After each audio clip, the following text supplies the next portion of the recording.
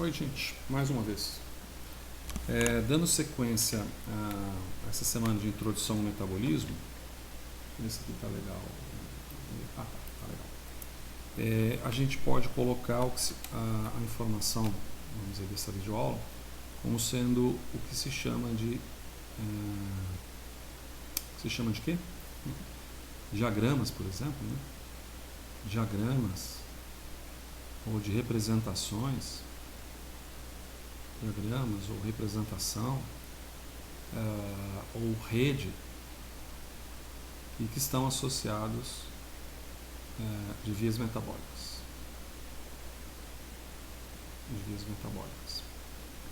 Bom, a ideia é diagrama, representação, redes de vias metabólicas. A ideia é buscar aqui como que os organismos vivos integram a seguinte situação. Nós já vimos que você tem um substrato, esse substrato vira um produto, ok? Você tem uma enzima aqui entram compostos, eu tinha colocado A e B, então vamos colocar aqui compostos C, que inclui A e B, e compostos D são os compostos que saem. Então isso aqui é um mote, é uma caixa preta que a gente tinha colocado, é um black box, que funciona para todas as reações bioquímicas propriamente ditas. Tá? Em que há a participação de enzima, que virtualmente seriam todas, por assim dizer, quase todas. Tá bem? Pois bem, então, se a gente imaginar que você tem aqui, por exemplo, numa cena, né, uma primeira visão, vamos colocar assim, a primeira visão. Então, numa primeira visão, a gente tem o quê? A gente tem polímeros, colocamos isso, né, polímeros, e esses polímeros se transformam em monômeros. Tá certo? Essa via é uma via chamada catabólica, colocamos isso na última apresentação, catabólica. E essa via de construção de monômeros a polímeros é uma via anabólica. Tá certo? Mas esses monômeros também, eles podem sofrer uma degradação, também por um processo catabólico, aí já é um catabolismo energético, por assim dizer, né? E nesse processo eles podem liberar, por exemplo, moléculas, quer dizer, moléculas tais como, por exemplo, essa aqui, ó, acetato, tá? A molécula de acetato, que é uma molécula muito comum nos processos biológicos. E essas moléculas essas moléculas de acetato, por sua vez, também podem ser utilizadas para compor monômeros.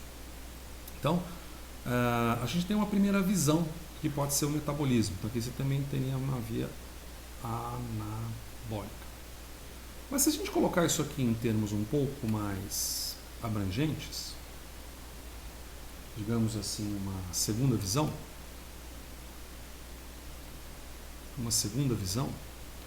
a gente pode colocar então que esses processos podem vir não propriamente de polímeros, mas a gente já coloca nome aos bois, ó, glicanos, proteínas e ácidos nucleicos, certo? E ácidos nucleicos. E esses glicanos, proteínas ou ácidos nucleicos, todos eles podem ser convertidos em pequenas moléculas, como por exemplo glicose, seria um exemplo, tá? Glicose, como por exemplo um aminoácido, que eu vou abreviar por AA, e por exemplo uma base nitrogenada, que eu vou colocar simplesmente como base N aqui, tá? Essa glicose, por sua vez, e esse aminoácido, por sua vez, eles também podem, e essa base nitrogenada, também podem gerar outras moléculas. E aí você vai ampliando o nível de informação desse processo. Ocorre que por exemplo, uma molécula central, que seria aqui, eu vou dar nome aos bois, é uma molécula chamada acetil, portanto parecida com acetato, e que recebe uma coenzima chamada de coenzima A. Por que coenzima A? Porque você tem uma coenzima chamada coenzima A, coenzima Q, coenzima P, essa aqui é a coenzima A. Ela inclusive é uma molécula central no metabolismo, né? Não sei se vocês lembram ela da graduação. É claro que esses processos podem ser processos reversos, né? Você pode ter processos reversos. Processos reversos. De tal maneira que eu consiga, a partir dessas moléculas como acetato, etc., eu consiga construir esses polímeros. Nesse processo, principalmente nesse processo aqui, que é o processo metabólico propriamente dito, eu posso ter, por exemplo, a produção de ATP. Tá? Eu posso ter, por exemplo, a formação de NADH. Tá bem? Como eu posso também ter processos nos quais a própria... aqui podia ter feito de um jeito diferente, vou fazer de um jeito diferente agora para ver se ajuda. Vou inverter essa seta aqui só para facilitar a diagramação. Esse sobe para cá, esse vem para cá. No qual seja necessária, por exemplo, num processo anabólico, a entrada de NADH. Ou que possa ser necessária num processo anabólico, a entrada de um FADH2. Então aí você começa a ver que, se a gente observar aqui, né, um substrato ou um produto depende do que você está observando. Por exemplo, a glicose pode ser um produto da degradação de um glicano, como um glicogênio. Mas ela é um substrato de enzimas que vão atuar sobre ela, formando uma molécula menor, como, por exemplo, uma molécula de acetato, um acetil combinado a uma coenzima. Tá? Sempre haverá 1, 2, 3, 4, 5, 10, 12, 20 enzimas, ou complexos enzimáticos intermediários aí, e sempre, ou muitas vezes, ou quase sempre, haverá substâncias que são necessárias aqui, ó, vão entrar nesse sistema, elas são necessárias para entrar nesse sistema, e substâncias que vão sair desse sistema, para que esse sistema combinado possa operar de forma concisa. Então, se a gente agora... deixa eu ver aqui, deixa eu salvar isso aqui com o nome. Vou salvar isso aqui como nome de metade, sei lá, metade. Tá? Vou abrir aqui um outro... aqui. Tá? Se a gente colocar isso aqui agora e for aumentando o nível de observação, tá bom? Se nós formos aumentando o nível de observação, aí eu vou colocar isso aqui dessa maneira mesmo, a gente pode dizer que esse processo pode muito bem começar, por exemplo, com uma molécula aqui de glicogênio, vamos dizer que é uma molécula de glicogênio, bem? E que essa molécula de glicogênio, ela sofre um catabolismo liberando moléculas de glicose. Isso não quer dizer que tem apenas uma enzima aqui no meio, tem várias enzimas aqui no meio, bem? E, obviamente, a partir de uma molécula de glicose pelo anabolismo, eu posso construir uma molécula de glicogênio, tá certo? Ora, essa molécula de glicose, por sua vez, ela também pode formar uma molécula de galactose. Ela pode formar uma molécula de galactose, não há problema nenhum em relação a isso. Tá bem? E a partir de uma molécula de galactose, que é outro açúcar, ela pode formar essa molécula de glicose também. Tá certo? Aqui o glicogênio também poderia formar, por exemplo, o amido. Bom, pois bem, essa molécula de glicose, a gente sabe, e não teremos tempo para dar esse semestre, que por fermentação, aliás, vou meter a setinha aqui, ó. Por fermentação, ela pode produzir uma molécula chamada de piruvato, o ácido pirúvico. Tá? Piruvato, é aquele que a gente falou, inclusive, que ele é mais ácido, a forma dele é mais ácida em solução em pH fisiológico do que o ácido lático, que também pode vir a partir do piruvato. Então eu posso formar aqui lactato. Tá certo? Posso formar lactato. E essa seta também ela pode ser uma seta, na verdade ela é uma seta reversa, mas em plantas mesmo, né? Em algumas bactérias. Vamos colocar aqui como um aceptor final propriamente dito. Tá bem? Isso aqui até que ficou meio chatão. Esse piruvato aqui, ele pode formar o tal do acetato. Só que ele forma esse acetato combinado. Então vamos colocar aqui como acetato coenzima A. Tá certo? E essa seta reversa aqui, ela já não existe tanto em mamíferos, ela existe mais em plantas. Essa aqui até que existe, tá? Mas em plantas e bactérias é que você consegue ter essa reversão. Em mamíferos você já não tem essa reversão com facilidade. Beleza? Aliás, não vamos colocar como acetato, vamos colocar o nome aos bois certinhos. Acetil coenzima A. Beleza? Tá certo? Essa glicose também ela pode formar ribose. Ribose, lembra? Ácido ribonucleico, a ribose que entra na estrutura do ATP, a ribose que entra na estrutura do NADH, do FADH2, né? E essa ribose ela também pode se comunicar num processo anabólico vindo a partir a partir de uma substância prévia ao piruvato. Já que a gente está comentando a lógica de mamíferos, vou fazer um parênteses aqui, vou dar uma aberturazinha aqui. Vou colocar aqui uma molécula intermediária, processo absolutamente reversível, uma molécula chamada fosfoenol piruvato. É bastante famosa essa bichinha aqui, tá? E essa fosfoenol piruvato aqui, eu consigo, em mamíferos, irreversivelmente, formar o piruvato. Tá bem?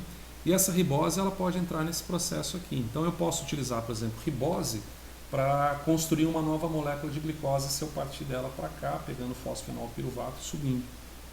Tá vendo? Beleza. Esse acetil-CoA, por sua vez, ele pode se combinar a uma substância, chamada oxalacetato,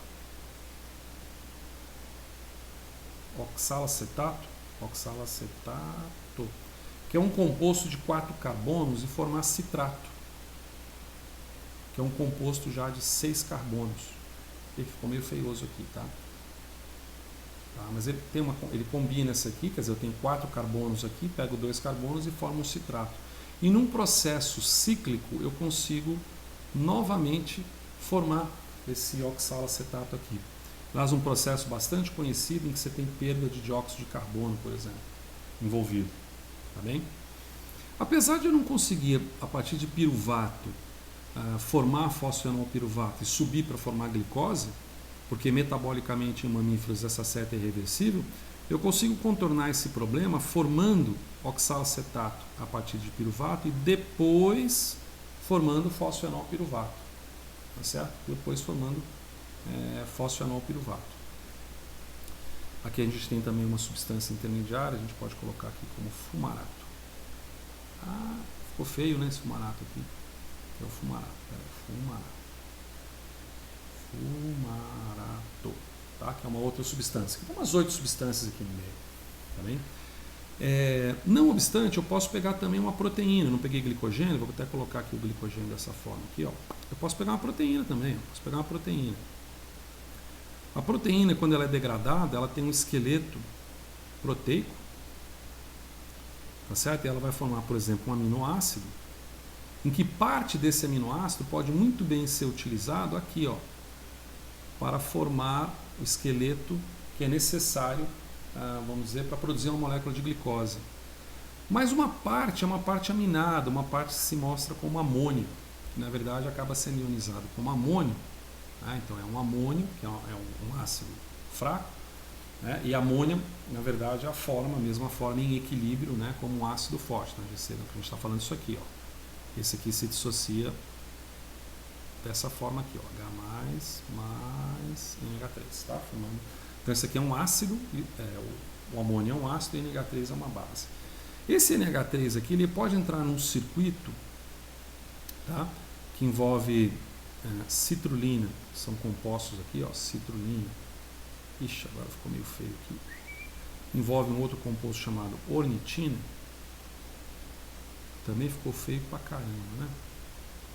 Vamos repetir aqui, ó. Ele pode envolver, portanto, um composto chamado citrulina, bem pequenininho aqui, ornitina.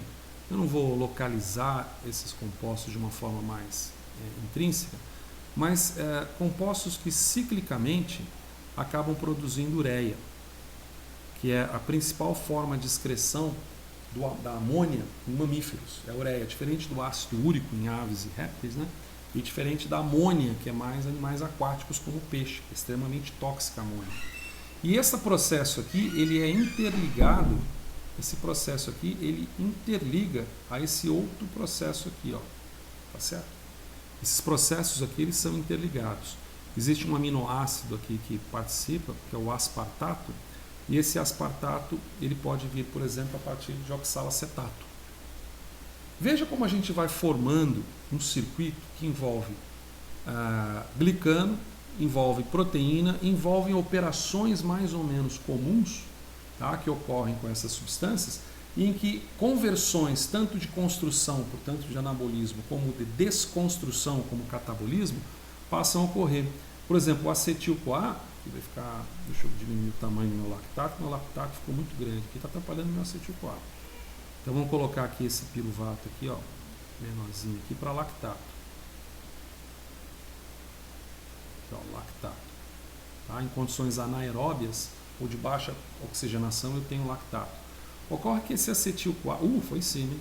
Esse acetil-CoA, ele pode ser produzido a partir de um ácido graxo.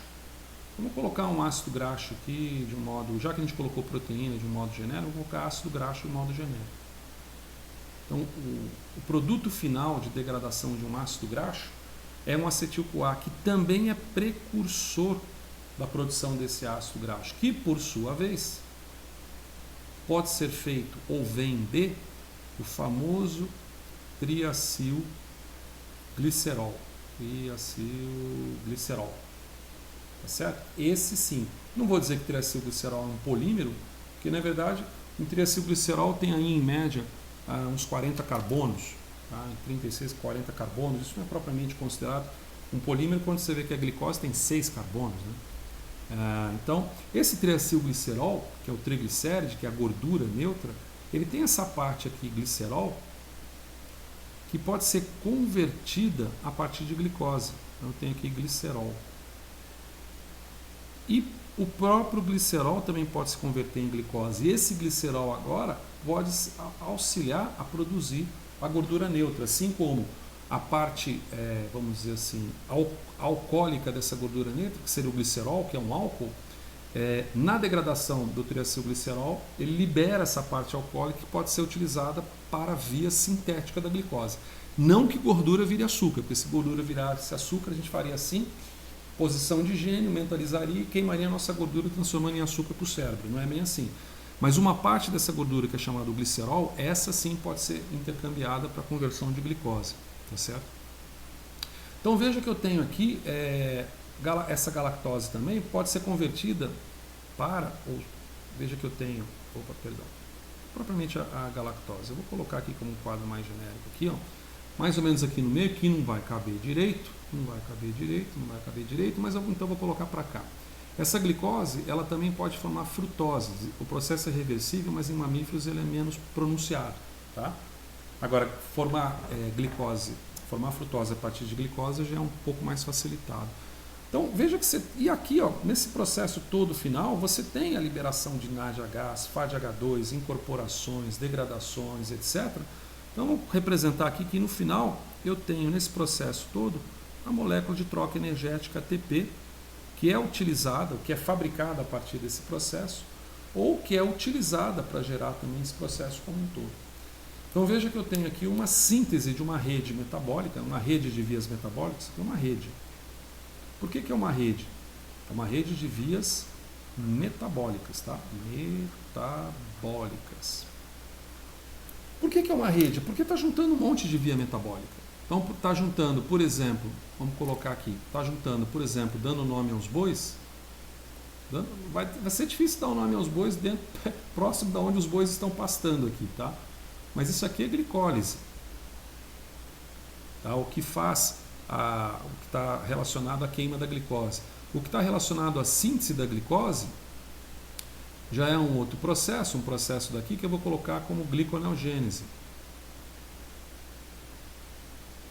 Gliconeogênese. Cada um com suas enzimas particulares, seus hormônios que atuam particularmente, seus substratos envolvidos, tá certo?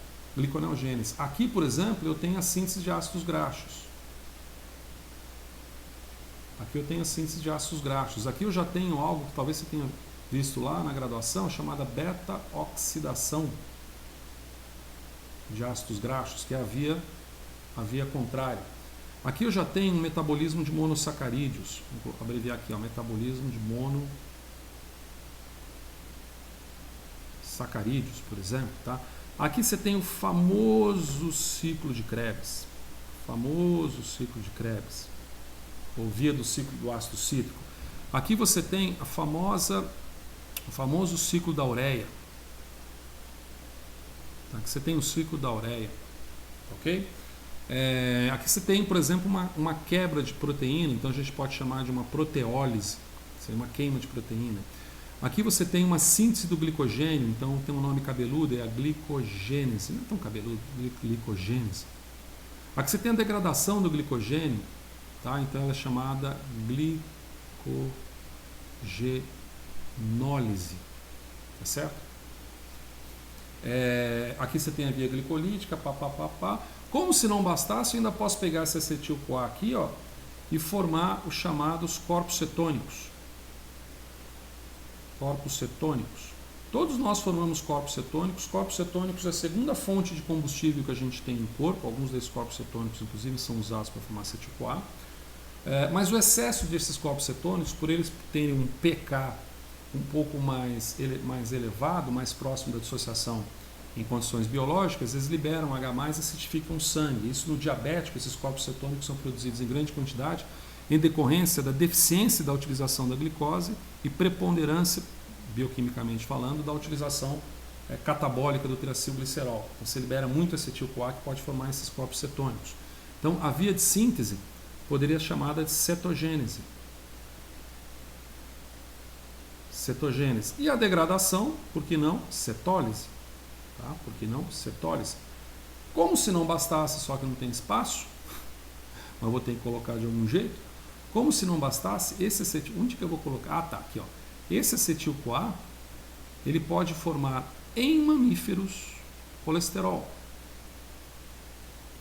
Aliás, se você sabe de alguém que tem problema de colesterol alto, tenha certeza, provavelmente está muito mais ligado à produção endógena dessa pessoa do que o fato dela comer manteiga, comer gordura, etc.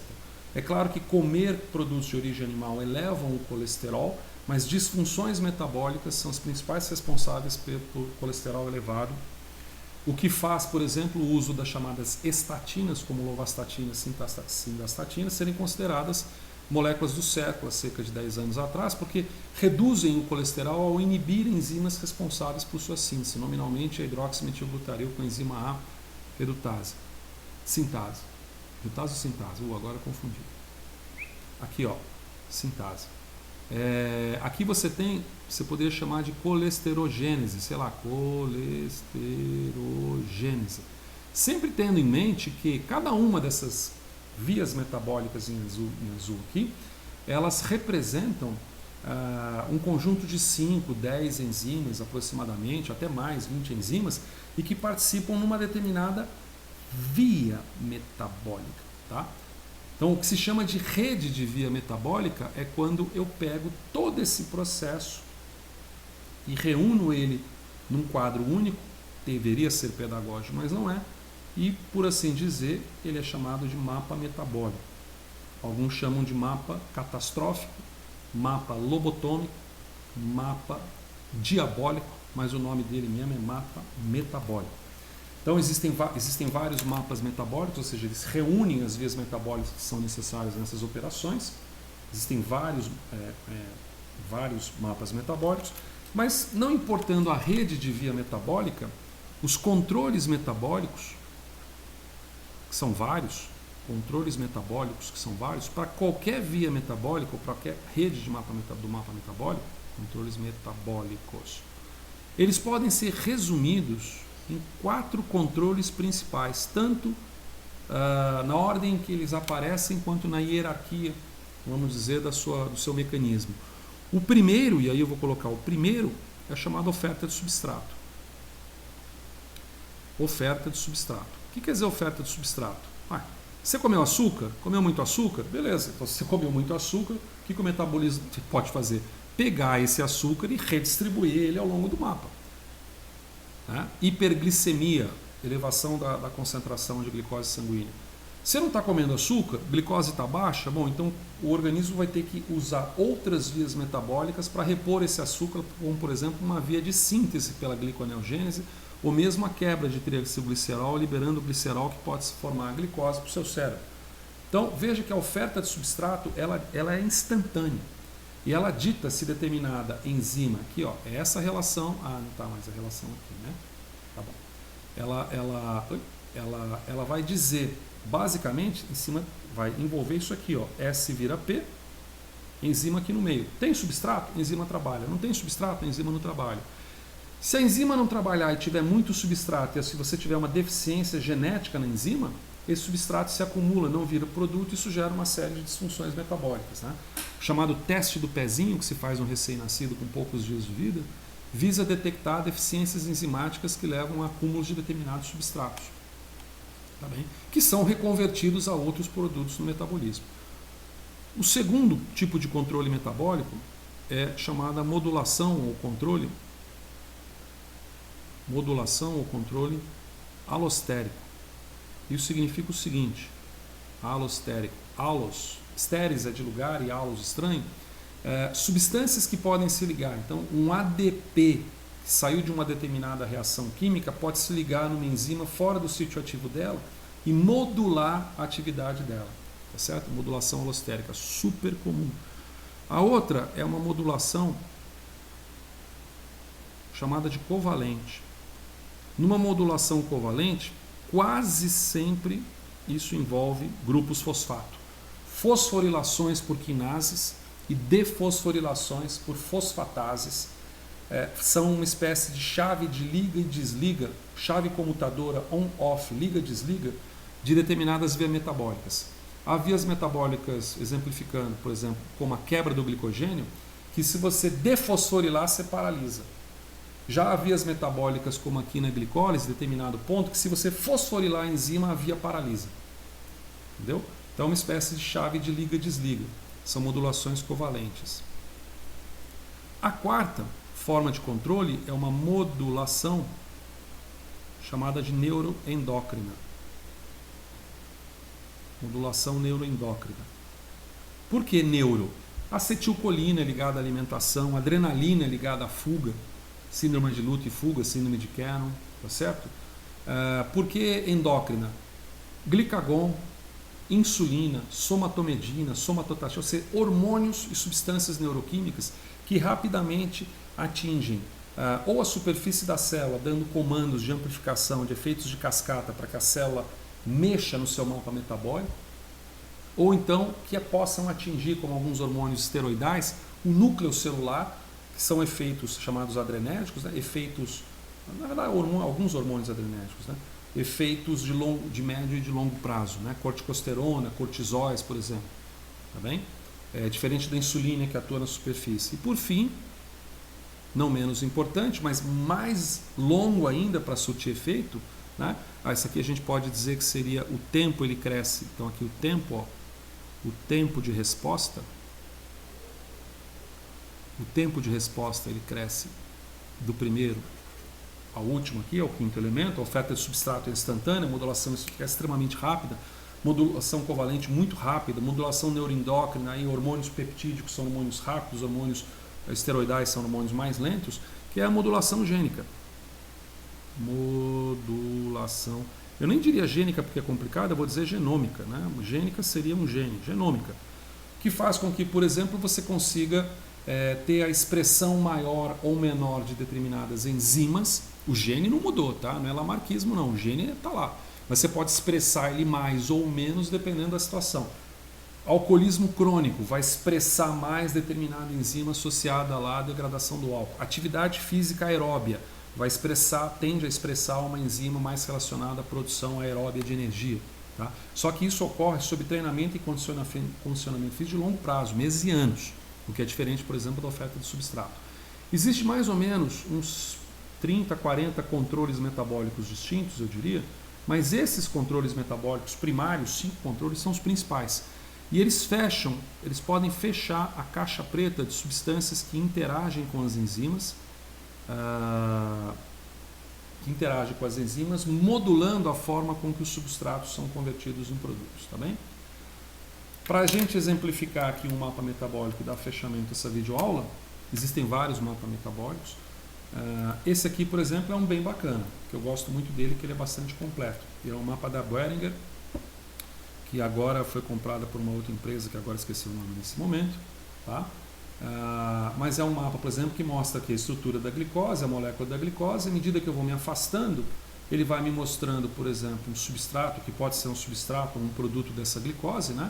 Aqui um sorbitol, aqui manose, que é um outro açúcar, aqui as coenzimas, né, aquela história, né? Eu tenho um substrato, eu tenho um produto, não importa quem é quem aqui, mas eu tenho substâncias que estão entrando e substâncias que estão saindo. Veja que isso acaba se repetindo à medida que eu me distancio aqui, ampliando o mapa, para vários outros setores desse mapa. Tá? De tal maneira que eu tenha no final um quadro bastante geral, com mais ou menos umas 1.500 enzimas aqui, e que representam o metabolismo como um todo. O que a gente chamou, por exemplo, de degradação de gorduras é aqui, o que a gente chamou ciclo de Krebs é aqui, a minha glicose está aqui, o processo fermentativo de cá para cá, o processo de ressíntese de glicose em sentido contrário, tá certo? A síntese de gorduras ocorre por aqui, o metabolismo de aminoácidos se dá muito por aqui, o metabolismo de bases nitrogenadas é mais por aqui. Se você pegar as primeiras linhas lá do Moodle, você vai ver que esse mapa está disponível lá, tá bem? É um mapa da Roche, agora que eu lembrei, ele é comercializado hoje pela Roche, e ele congrega, se a gente pegar aqui, ó, se a gente ampliar aqui, você tem áreas desse mapa que mostram, por exemplo, o metabolismo da ureia, o metabolismo de alguns aminoácidos, o metabolismo lipídico, o metabolismo de carboidrato, cada um centrado em uma dúzia, ou um pouco menos ou um pouco mais de enzimas relacionadas, tá certo? E por isso a gente dá, então, por encerrado essas relações metabólicas complexas, e venhamos e convenhamos, não está tão diferente desse, tá certo? Ok.